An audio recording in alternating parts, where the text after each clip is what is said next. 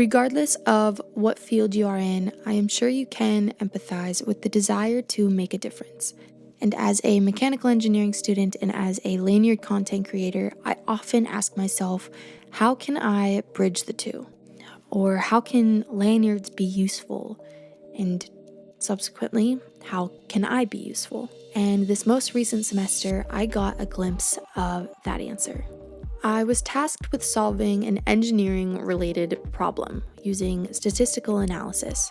And what that essentially means is use some math and tell me what the math means.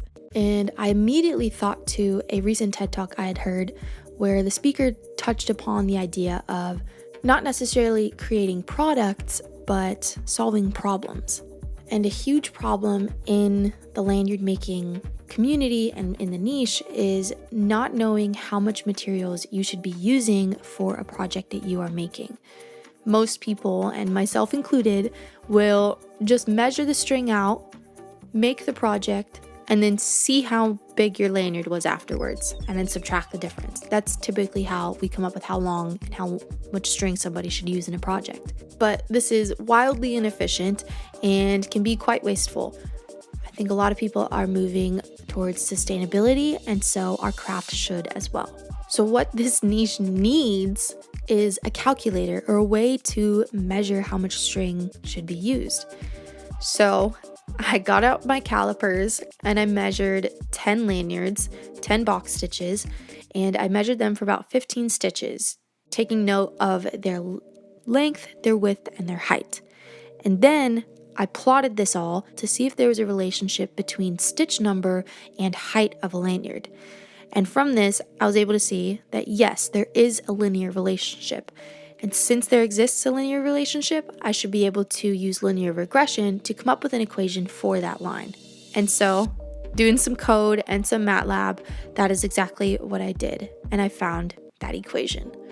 Next, once I had that relationship between the stitch number and the height, all that was left to do was to relate those numbers to how much material a lanyard would require. Then I just had to take that code and translate it into HTML and put it into a form that was user-friendly. So you, as the user, would input how long of a lanyard you wanted, and it would tell you how much string you needed and how many stitches it would take you to get there. And voila, I created the lanyard calculator for the box stitch. Now, I could go down a rabbit hole and explain to you how there's going to be a bit of deviation in this calculator just because different pigments take up different amounts of space in the actual molecules of these PVC lacings, but we'll save that for another day. Essentially, there's going to be a little bit of variation to this just because different strings are kind of like different thicknesses.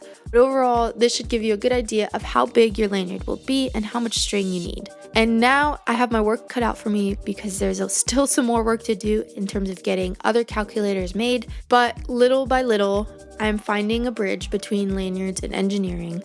I hope that you enjoyed this video and that you can take some inspiration from it.